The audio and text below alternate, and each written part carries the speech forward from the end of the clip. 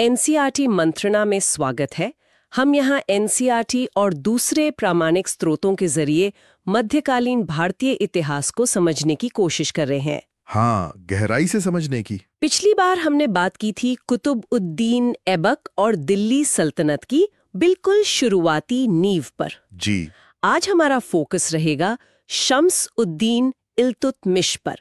इनका शासनकाल था 1211 से 1236 ईस्वी तक।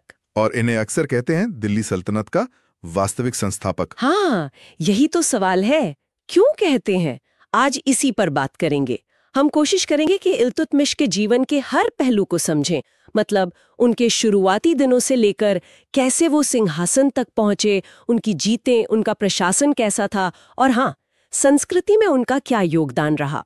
बिल्कुल, और हमारा मकसद ये भी है कि वो सारी जरूरी जानकारी और विश्लेषण सामने लाएं जो सरकारी परीक्षाओं के लिए, मतलब यूपीएससी हो, राज्य पीसीएस, एसएससी, एनडीए, इन सब के लिए काम की हो।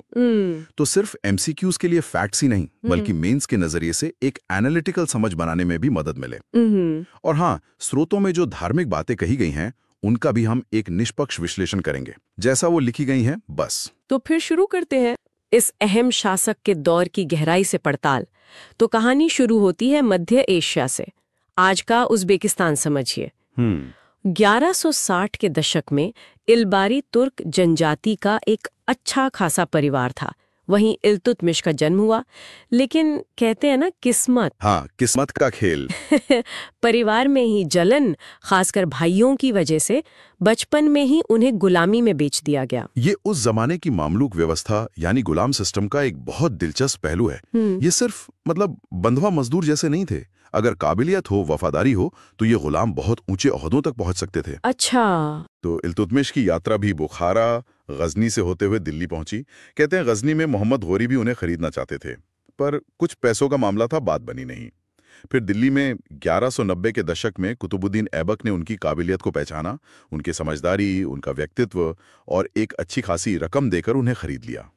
ऐबक के अंडर में फिर उन्होंने सिर्फ लड़ाई भिड़ाई, घुड़सवारी ही नहीं सीखी, बल्कि इस्लामी तालीम भी हासिल की। हाँ, एक तरह से तराशा गया उन्हें। और उनका कद बढ़ता गया। जी। पहले वो शाही अंगरक्षक के प्रमुख बने, सर-ए-जानादार, फिर अमीर-ए-शिकार यानी शिकार के प्रमुख। जी। ग्वालियर जीता 1200 में तो वहां के गवर्नर बना दिए गए। फिर बरन यानी आज का बुलंदशहर, वहां का इक्ता मिला और 1206 में बदायूं के गवर्नर बने। बदायूं उस वक्त एक बहुत अहम इक्ता माना जाता था। उनके सफर में दो और बातें खास रहीं।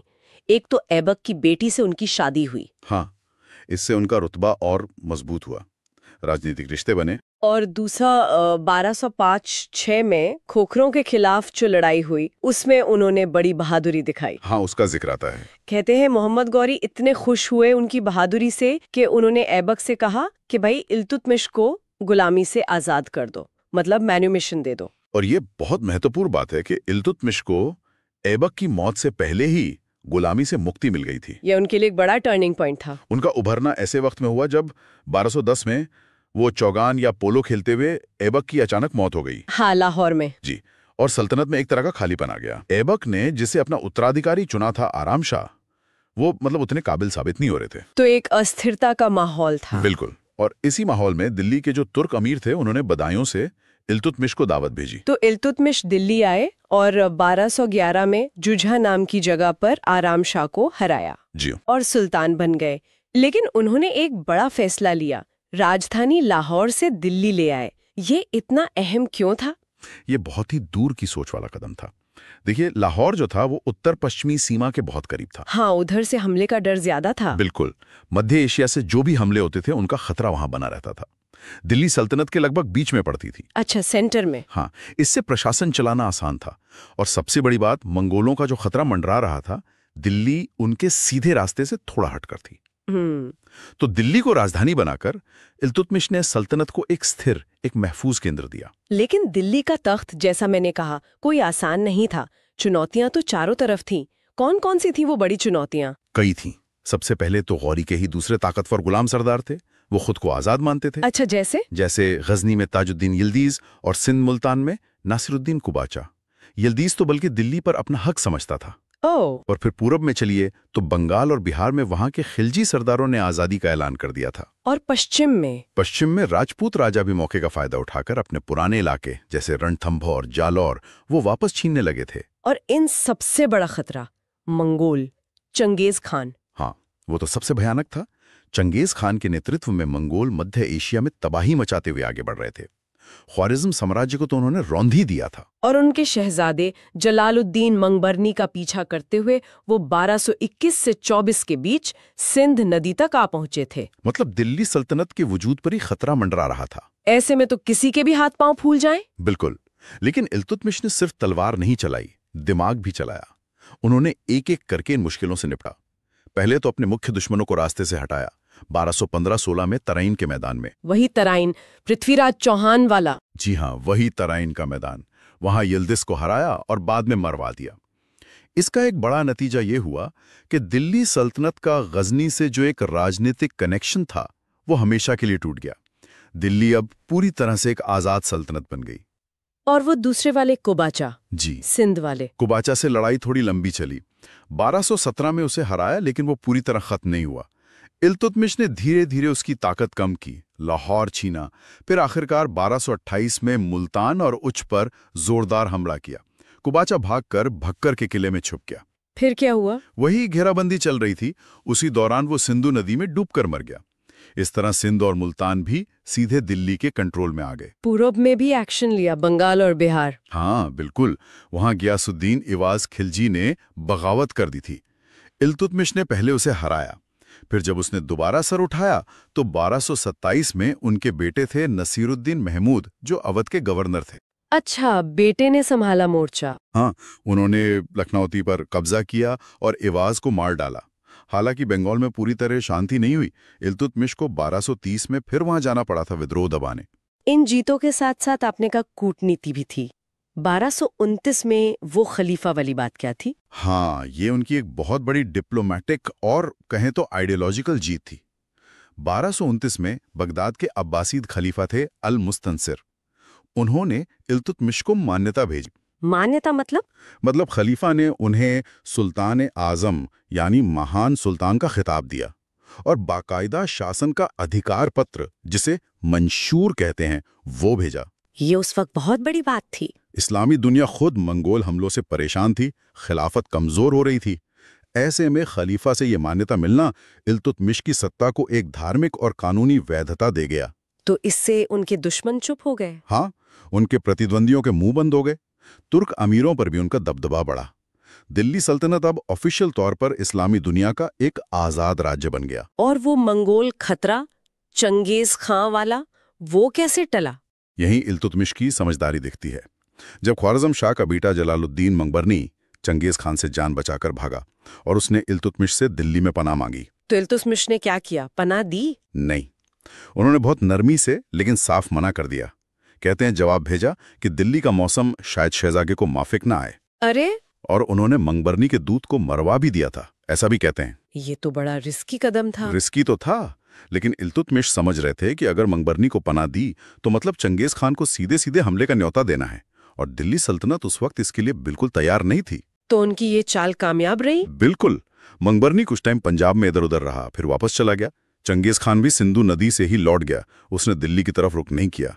इस तरह इल्तुतमिश ने एक बहुत बड़ी तबाही से सल्तनत को बचा लिया। ये उनकी दूरदर्शिता थी। राजपूत राज्यों पर भी उन्होंने अभियान चलाए, रणथंभौर, ग्वालियर। हाँ, रणथंभौर को 1226 में जीता। ग्वालियर जैसे मजबूत किले पर 1231 में फिर से कब्जा किया। मालवा में भी गए, भिलसा 1234 और उज्जैन 1235 पर हमले किए। इनका मकसद क्या था? सिर्फ इलाके जीतना? इलाके जीतना तो था ही, साथ ही राजपूत ताकत को काबू में रखना और सल्तनत के लिए पैसा यानी राजस्व जुटाना भी जरूरी था। यहाँ ये ध्यान रखना होगा कि कुछ स्रोत, जैसे मिन्हाजुस सिराज की किताब है, वो भिलसा और उज्जैन के अभियानों में मंदिरों को लूटने और नुकसान पहुंचाने का जिक्र करते हैं। अच्छा, तो हमें इन बातों को वैसे ही देखना चाहिए जैसा स्रोतों में लिखा है, बिना किसी तरफदारी के। ठीक है, तो ये तो हुई लड़ाई और डिप्लोमेसी की बात, लेकिन सल्तनत चलानी भी तो थी। एक मजबूत सिस्टम चाहिए था। ऐबक के बाद तो सब गड़बड़ हो गया होगा। इल्तुतमिश ने इसे कैसे ठीक किया? क्या बड़े सुधार किए? बिल्कुल सही सवाल। सल्तनत को टिकाऊ बनाने के लिए इल्तुतमिश ने कई अहम प्रशासनिक और आर्थिक सुधार किए। ये इनकी विरासत का बहुत बड़ा हिस्सा हैं। सबसे पहले उन्होंने सुल्तान की ताकत को मजबूत करने और वफादारी पक्की करने के लिए अपने 40 भरोसेमंद तुर्क गुलाम सरदारों का एक ग्रुप बनाया। इसे कहते थे तुर्काने चहलगानी या 40 दल। 40 भरोसेमंद लोग? सुनने में तो अच्छा लगता है। हाँ, शुरुआत में तो ये सुल्तान के बड़े काम आए। इनको बड़े बड़े प्रशासनिक और सैनिक ओहदे दिए गए। लेकिन इसमें एक खतरा भी था। यही 40 दल बाद में इतना ताकतवर हो गया कि सुल्तान कौन बनेगा, कौन हटेगा, इसमें दखल देने लगा। अच्छा। हाँ, इल्तुतमिश की मौत के बाद हम ये देखेंगे, खासकर रजिया के मामले में तो ये एक तरह की दो-धारी तलवार साबित हुई। और सल्तनत चलाने के लिए पैसे का इंतजाम? वो इक्ता प्रणाली के बारे में सुना है, क्या वो इन्होंने शुरू की? इक्ता प्रणाली पहले से चली आ रही थी, लेकिन इल्तुतमिश ने उसे एक सिस्टमैटिक, एक संस्थागत रूप दिया। ये दरअसल था क्या? सैलरी के बदले जमीन देने का सिस्टम। अधिकारियों को, जिन्हें इक्तादार या मुख्ती कहते थे, एक इलाका यानी इक्ता दे दिया जाता था। तो उनकी जिम्मेदारी क्या होती थी? उनकी जिम्मेदारी थी उस इलाके से टैक्स वसूलना, उसमें से अपना वेतन, प्रशासन का खर्चा निकालना, फिर एक तय संख्या में सैनिक रखना जो जरूरत पड़ने पर सुल्तान के काम आते थे। और इन सब के बाद जो पैसा बचता था, जिसे फवाजिल कहते थे, वो शाही खजाने में जमा कराना होता था। तो इससे दूर के इलाकों पर कंट्रोल रखना आसान हो गया होगा? हाँ, और टैक्स कलेक्शन भी पक्का हो गया। और अर्थव्यवस्था के लिए कोई और बड़ा कदम? हाँ, उनका शायद सबसे टिकाऊ और अहम योगदान था करेंसी सिस्टम को स्टैंडर्डाइज करना। उन्होंने पहली बार दिल्ली सल्तनत में शुद्ध अरबी स्टाइल के स्टैंडर्ड सिक्के चलाए। कौन से सिक्के थे वो? टंका। इसका वजन करीब 175 ग्रेन्स मतलब लगभग 11.5 ग्राम होता था, और तांबे का सिक्का था जीतल। ये सिर्फ सिक्के नहीं थे, ये सल्तनत की एक यूनिफाइड इकोनॉमी की बुनियाद थे। अच्छा, मतलब पूरे राज्य में एक जैसे सिक्के? हाँ, इससे व्यापार आसान हुआ, टैक्स वसूलना सिस्टमैटिक हुआ, और ये सुल्तान की अथॉरिटी का सिंबल भी बन गए। इन सिक्कों पर टकसाल यानी मिंट का नाम और अक्सर खलीफा का नाम भी लिखा होता था। न्याय के बारे में भी कुछ कहते हैं, वो शेरों वाली कहानी क्या है? हाँ, एक कहानी मशहूर है कि उन्होंने अपने महल के बाहर संगमरमर के 2 शेर बनवाए थे, जिनके गले में घंटियां बंधी थीं। घंटियां? क्यों? ताकि कोई भी दुखी या पीड़ित आदमी उन घंटियों को बजाकर सीधे सुल्तान तक अपनी फरियाद पहुंचा सके। अच्छा, ये सच है? शायद थोड़ी बढ़ा चढ़ा कर कही गई बात हो, लेकिन इससे ये पता चलता है कि उनकी इमेज एक न्याय करने वाले शासक की थी। उन्होंने बड़े शहरों में काजी यानी जज नियुक्त किए और इंसाफ पर जोर दिया। जीत, प्रशासन, अर्थव्यवस्था, लगता है हर फील्ड में काम किया। कला, आर्किटेक्चर में भी कुछ किया? हाँ, बिल्कुल। इल्तुतमिश कला और वास्तुकला के भी बड़े संरक्षक थे। उन्होंने दिल्ली को वाकई एक शाही राजधानी बनाया। सबसे मशहूर तो कुतुब मीनार है, उसे ऐबक ने शुरू किया था। हाँ, और इल्तुतमिश ने उसकी 3 और मंजिलें बनवाकर उसे पूरा करवाया। जो आज हम देखते हैं उसका बड़ा हिस्सा इल्तुतमिश का बनवाया हुआ है। बाद में फिर फिरोज तुगलक ने भी मरम्मत करवाई थी। उन्होंने दिल्ली में पानी की कमी को दूर करने के लिए एक बड़ा तालाब बनवाया, हौज़े शमसी। जी, मेहरौली के पास। और वही मेहरौली में सूफी संत कुतुबुद्दीन बख्तियार काकी की दरगाह के पास एक बावड़ी, मतलब सीढ़ीदार कुआं, गंधक की बावड़ी भी बनवाई। लेकिन आर्किटेक्चर में उनका शायद सबसे यूनिक काम है अपने बड़े बेटे नसीरुद्दीन महमूद के लिए बनवाया गया मकबरा। नसीरुद्दीन की बंगाल में मौत हो गई थी। अच्छा, बेटे का मकबरा। हाँ, 1231 में बनवाया। इसे सुल्तान घड़ी का मकबरा कहते हैं। ये दिल्ली के वसंत कुंज इलाके में है और इसे भारत में बना पहला इस्लामी मकबरा माना जाता है। पहला इस्लामी मकबरा? जी, ये इंडो इस्लामिक आर्किटेक्चर का एक शुरुआती लेकिन बहुत अहम उदाहरण है।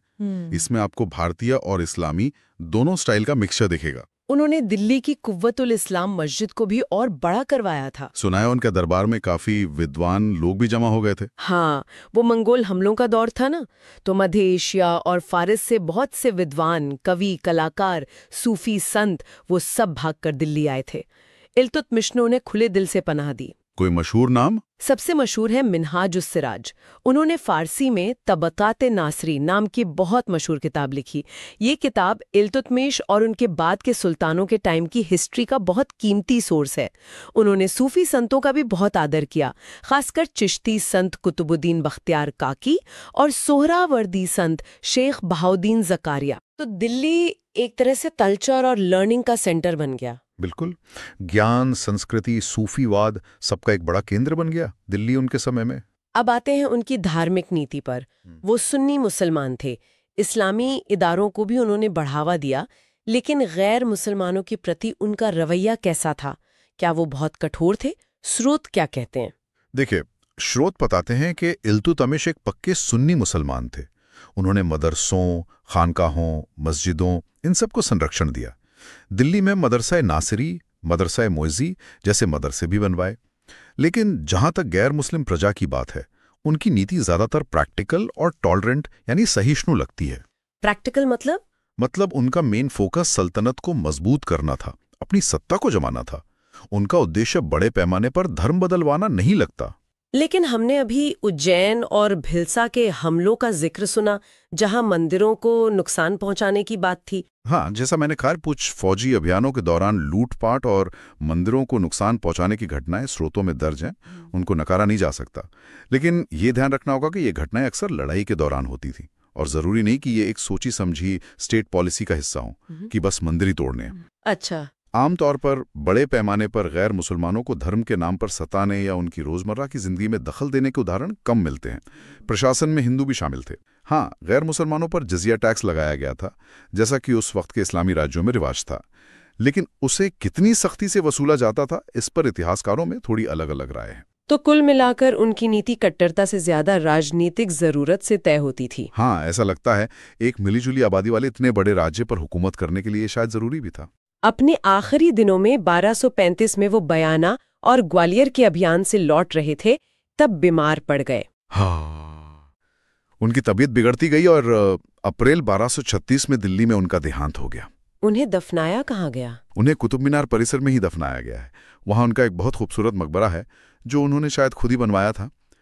लेकिन मरने से पहले उन्होंने एक ऐसा फैसला लिया जो मध्यकालीन भारत के इतिहास में लगभग अनोखा था। क्या फैसला था वो? उन्होंने अपने बेटों को शासन के लायक नहीं समझा और अपनी बेटी रजिया को अपना उत्तराधिकारी चुना। एक महिला को उस जमाने में? हाँ, एक महिला को अपना वारिस बनाना, ये उस वक्त के हिसाब से बहुत ही आगे की सोच और हिम्मत वाला कदम था। लेकिन क्या तुर्क सरदारों ने इसे माना? यही तो पेच था। जो ताकतवर तुर्क अमीर थे, खासकर वो चहलगानी वाले, उन्हें एक औरत का अपने ऊपर हुक्म चलाना गवारा नहीं था। उन्होंने इल्तुतमिश की मर्जी के खिलाफ उनके एक बेटे रुकनुद्दीन फिरोज को गद्दी पर बिठा दिया। फिर वो बिल्कुल नालायक साबित हुआ। तब जाकर रजिया सुल्तान बनी, 1236 से 1240 तक। लेकिन रजिया का शासन भी अमीरों के लगातार विरोध, साजिशों और मर्दवादी सोच का शिकार रहा। वो सिर्फ 4 साल ही चल पाया। तो इल्तुतमिश की मौत के बाद फिर से अस्थिरता आ गए? हाँ, दिल्ली सल्तनत में एक लंबे समय तक उथल पुथल मची रही। ये सिलसिला बाद में बलबन के आने पर ही थमा। तो कुल मिला के इल्तुतमिश ने 25 साल राज किया। क्या हम कह सकते हैं कि उन्हीं की वजह से दिल्ली सल्तनत सिर्फ एक जीता हुआ इलाका न रहकर एक टिकाऊ राज्य बन पाया? उन्हें वास्तविक संस्थापक क्यों कहते हैं? बिल्कुल, वास्तविक संस्थापक कहने की ठोस वजह है। ऐबक ने नींव जरूर रखी, लेकिन वो सिर्फ 4 साल ही राज कर पाए और सल्तनत अभी बहुत नाजुक हालत में थी। इल्तुतमिश ने क्या किया? पहला, सल्तनत को अंदरूनी दुश्मनों जैसे यिल्दिज, कुबाचा इनसे बचाया और बाहरी खतरों खासकर मंगोलों से बचाया। दूसरा, जो इलाके बिखर गए थे जैसे बंगाल, बिहार, सिंध, उन्हें फिर से जीता और सल्तनत को फैलाया। तीसरा, दिल्ली को राजधानी बनाया और एक मजबूत प्रशासनिक केंद्र स्थापित किया। चौथा, खलीफा से मान्यता ली, जिससे सल्तनत को एक स्वतंत्र और कानूनी पहचान मिली। पांचवा, इक्ता प्रणाली और स्टैंडर्ड करेंसी, मतलब टंका और जीतल चलाकर प्रशासन और अर्थव्यवस्था को एक ठोस आधार दिया। छठा, चहलगानी के जरिए प्रशासन को सेंट्रलाइज करने की कोशिश की। और सातवां, दिल्ली को कला, संस्कृति और शिक्षा का एक बड़ा केंद्र बनाया। तो उन्होंने सिर्फ सल्तनत को बचाया ही नहीं, बल्कि उसे एक पूरा ढांचा दिया। बिल्कुल, एक मजबूत प्रशासनिक, आर्थिक और वैचारिक ढांचा दिया, जिस पर आगे खिलजी और तुगलक जैसे वंशों ने एक बड़ा साम्राज्य खड़ा किया। उनका काम सिर्फ शुरुआत नहीं थी, बल्कि संस्थागत और स्थायी था। इसीलिए वो वास्तविक संस्थापक हैं। तो परीक्षा के लिए कौन सी मुख्य बातें हैं जो इल्तुतमिश के बारे में जरूर याद रखनी चाहिए, अगर नोट्स बनाने हो तो? हाँ, बिल्कुल। जल्दी से पॉइंटर्स देख लेते हैं। 1. इलबारी तुर्क ऐबक का गुलाम था, 1211 में आराम शाह को हटाकर सुल्तान बना। 2. राजधानी लाहौर से दिल्ली शिफ्ट की। 3. मुख्य दुश्मन यिल्दिज तराइन की लड़ाई 1215-16 और कुबाचा 1228 को हराया। 4. बंगाल, बिहार पर फिर से कब्जा किया। राजपूत राज्यों जैसे रणथंबोर 1226, ग्वालियर 1231 जीते। 5. मंगोल खतरे को डिप्लोमेसी से टाला, मांगर बानी को शरण नहीं दी। 6. 1229 में अब्बासिद खलीफा से मंशूर यानी मान्यता ली, सल्तनत को वैधता मिली। 7. तुर्काने चहलगानी यानी चालीसा दल बनाया। 8. इक्ता प्रणाली को संस्थागत रूप दिया। 9. स्टैंडर्ड सिक्के चलाए, चांदी का टंका और तांबे का जीतल। 10. कुतुब मीनार पूरी करवाई, भारत का पहला इस्लामी मकबरा सुल्तानगढ़ी 1231 बनवाया। 11. हौज़े शमसी बनवाया, विद्वानों जैसे मिन्हाजुस सिराज और सूफियों को संरक्षण दिया। 12. धार्मिक नीति आमतौर पर प्रैक्टिकल थी। अप्रैल 1236 में मौत हुई, रजिया को उत्तराधिकारी चुना। 13. और सबसे जरूरी, दिल्ली सल्तनत का वास्तविक संस्थापक माना जाता है। तो ये थी इल्तुतमिश की कहानी, एक गुलाम से सुल्तान बनने की और एक बिखरती हुई सल्तनत को एक मजबूत शक्ल देने वाले शासक की। उनकी कहानी ये दिखाती है कि मुश्किल हालात में भी काबिलियत, दूर की सोच और सही रणनीति से कैसे इतिहास बदला जा सकता है। निश्चित रूप से उनकी प्रशासनिक क्षमता, फौजी रणनीति और कूटनीतिक समझ उन्हें मध्यकालीन भारत के सबसे अहम शासकों में से एक बनाती है। उन्होंने जो नींव रखी, दिल्ली सल्तनत उसी पर अगली कई सदियों तक खड़ी रही। अगर आप पूरे भारतीय इतिहास को इसी तरह विस्तार से और एक स्ट्रक्चर्ड तरीके से कवर करना चाहते हैं तो एनसीईआरटी मंत्रणा की प्लेलिस्ट जरूर देखें। वहां आपको प्राचीन, मध्यकालीन और आधुनिक भारत के सभी जरूरी टॉपिक्स पर साफ और परीक्षा को ध्यान में रख के की गई चर्चा मिलेगी। अगर आज की ये बातचीत आपको अच्छी लगी हो तो प्लीज़ इसे शेयर करें, हमारे चैनल को सब्सक्राइब करें और इस एपिसोड को लाइक और कमेंट करना ना भूलें। आपके सुझाव हमारे लिए बहुत कीमती हैं। अगले एपिसोड में फिर मिलेंगे एक नए विषय के विश्लेषण के साथ।